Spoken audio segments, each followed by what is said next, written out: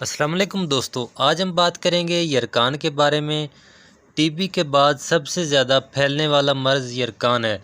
दोस्तों, इसके बारे में बताएंगे कि ये किन किन वजूहात से फैलता है, एक इंसान से दूसरे इंसान में कैसे मुंतकिल होता है और इसकी कितनी इकसाम हैं और इससे कैसे बचा जा सकता है। इसका आपको एक पेटेंट नुस्खा देंगे और ख़ुराक बताएंगे कौन सी इस्तेमाल करनी है और कौन सी खुराकों से परहेज़ करना है और कौन सी स्पेशल खुराकें हैं जिनका आपने ज़्यादा से ज़्यादा इस्तेमाल करना है।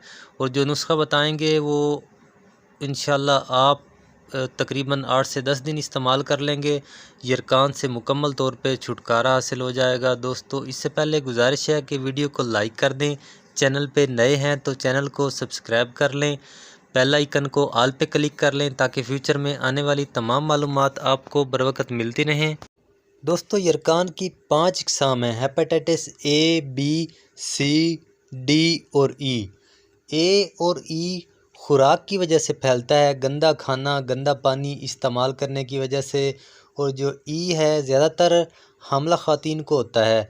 ये जो ए और ई हैं, ये इनका ज़्यादा मसला नहीं है, ये थोड़े अरसे रह के ख़ुद ब खुद भी ठीक हो जाते हैं, ग़िज़ाइयत की थोड़ी बहुत तब्दीली करने से ठीक हो जाते हैं। जो बी, सी, डी हैं, ये बहुत ख़तरनाक हैं। ये खून के ज़रिए एक इंसान से दूसरे इंसान में फैलते हैं, जैसे कि सुरंजें इस्तेमाल करना।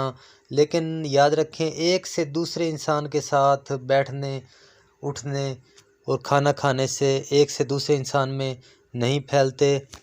बात करते हैं इसकी अलामात के बारे में। शुरू में अगर ये अलामतें महसूस हों तो आप डाइट से इलाज कर सकते हैं। दोस्तों, अगर आपको पखाना काला आने लगे या जिस्म में मुसलसल थकावट महसूस होने लगे या आँखों का रंग पीला हो जाए, हाथों और पैरों के तलवों में जलन महसूस होने लगे, इनमें से कोई भी अलामात आपको महसूस हो तो समझ जाएं कि यरकान हमला करने वाला है। दोस्तों, आप फ़ौरन डाइट पे ध्यान दें, तेज़ मिर्च मसालादार अशिया बंद कर दें, घी में तली हुई अशिया से परहेज़ करें जैसे समोसे, पकोड़े वगैरह।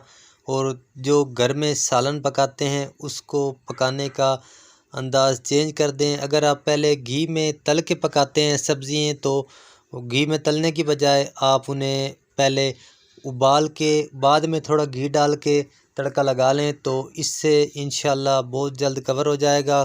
ख़ास तरीक़ाकार जो सब्ज़ियां पकाने का, उनसे सही विटामिन हासिल करने का यही तरीका है। घी में तलने से उनसे विटामिन ज़्यादा हो जाते हैं। ज़्यादातर आप ताज़ा फल, कच्ची सब्ज़ियां इस्तेमाल करें। फलों में सेब, अनार, नाशपाती, स्ट्रॉबेरी वगैरह इस्तेमाल करें। और सब्ज़ियों में आप खीरा, चुकंदर, मूली, गाजर वगैरह। और जो ख़ास जो आपने ज़्यादा मिक़दार में इस्तेमाल करनी है वो आपको बताता हूँ। आपने ज़्यादा मिक़दार में मूली इस्तेमाल करनी है, पत्तों समेत। आपने सालन बनाकर भी इस्तेमाल करें और इस तरह करें कि पत्तों समेत आप इसका रस निकाल लें, दिन में 1 दफ़ा इस्तेमाल कर लें।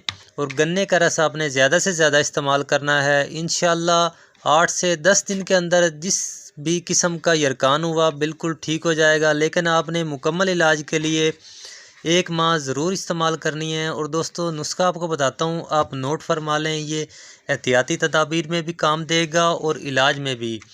आपने 100 ग्राम कलवंजी लेनी है, 100 ग्राम आपने तुखम कासनी लेने हैं। इन दोनों को पीस लें और शरबत बजूरी मेरे चैनल पे आपको मिल जाएगा, वीडियो मैं अपलोड कर दूंगा, वो वहाँ से नुस्खा लेके बना लें। अगर वो ना इस्तेमाल कर सकें, ना बना सकें तो आपने हमदर्द कंपनी का शरबत बजूरी ले लेना है।